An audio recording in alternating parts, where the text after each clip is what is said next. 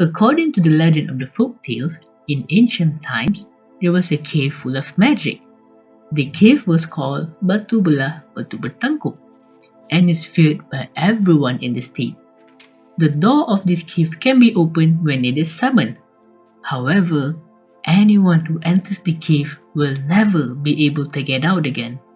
Once upon a time, in a village near the cave, lived Mak Tanjung with her two children, Melo and Pekan. Mak Tanjung is always sad because she has just lost her beloved husband. Emotional stress makes Mak Tanjung unbalanced. Moreover, she has to take care of her child in a poor and destitute condition. Sadness and loneliness made Mak Tanjung forget God's blessings. The sadness that has been felt for too long has blinded Mak Tanjung to two miracles in her life, Melo and Pekan. Mak Tanjung's sorrow continued to make her feel lonely, even though Pekan and Melo were actually very close to her. Mak Tanjung really wanted to eat mudskipper eggs. She then went to the river to catch the fish. Mak Tanjung felt so happy when she caught a big mudskipper. "This is a big fish, Mak!" shouted Pekan happily while clapping his hands with joy. Mak Tanjung replied to Pekan, "Yes, son, this fish is called mudskipper. I've been wanting to eat the eggs of a mudskipper for the longest time." Mak Tanjung continued to eat the mudskipper. Once it's finally clean, Mak Tanjung gave it to Melo to cook. "Prepare fish curry and fry this mudskipper's eggs, okay, Melo? I'm going into the forest to look for wood. If I come home late, make sure you and Pekan eat first, okay? But don't forget to leave some fish eggs for me later," said Mak Tanjung. After making the curry, Melo fried the mudskipper's eggs.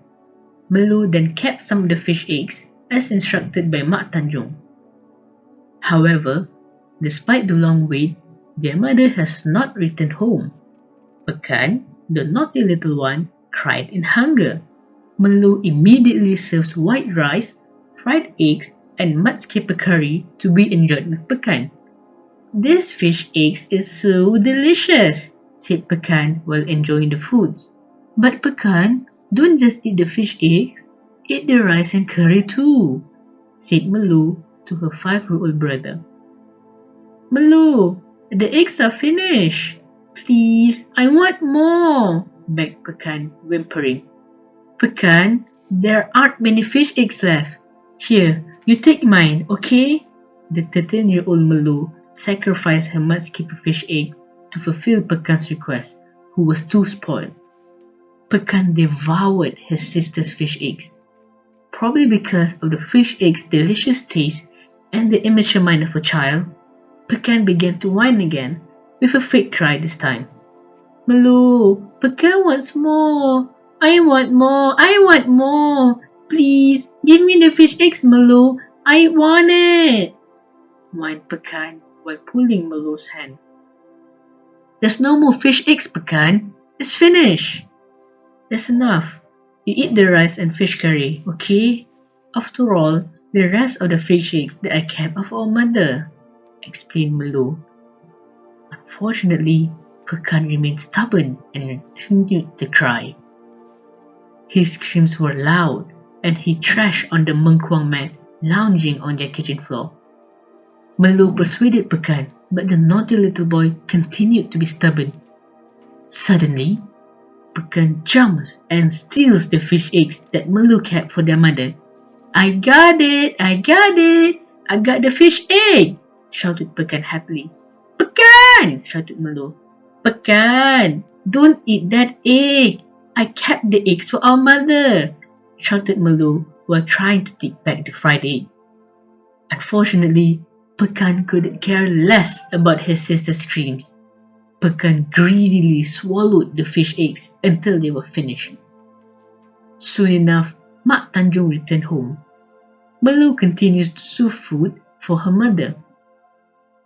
"Where's the mudskipper eggs, Melo?" Mak Tanjung asked. Melo, "I've tried keeping it for you, Mak, but Pekan took it all. Pekan also took mine. I want him, but he took it. There's nothing left for me? Mak Tanjung felt empty. Melu kept quiet and did not answer Mak Tanjung. She felt very guilty. She was sad to see her mother upset because she couldn't eat the mudskipper eggs. I have been craving to eat these mudskipper fish eggs for a long time. Oh God, how could my children forget about me? How could you both do this to me? How could you? Mak Tanjung stood up resiliently. She looked at Melu and Pekan with sadness and then walked lifelessly towards the forest. Her heart grew gloomy as she remembered her husband's death. Mak Tanjung felt that she was no longer loved. Mak Tanjung was convinced that her children hated her. Mak Tanjung ignored the responsibility given by God. Mak Tanjung forgets the goodness of forgiving. Mak Tanjung was determined to leave her children, leaving the world because she could not eat the mudskipper eggs. Melu and Pekan ran after their mother. They shouted and tried to persuade their mother to come home. Mother, don't go! Don't go, Mother!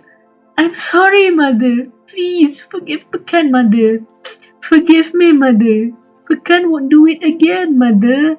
Shouted Pekan with all his might while hugging Mak Tanjung's legs tightly.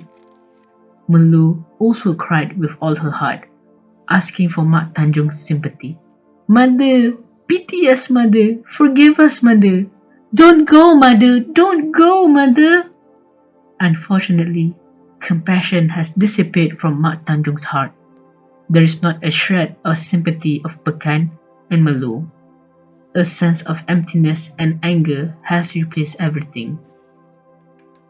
For Mak Tanjung, there is no forgiveness for children who do not remember favors.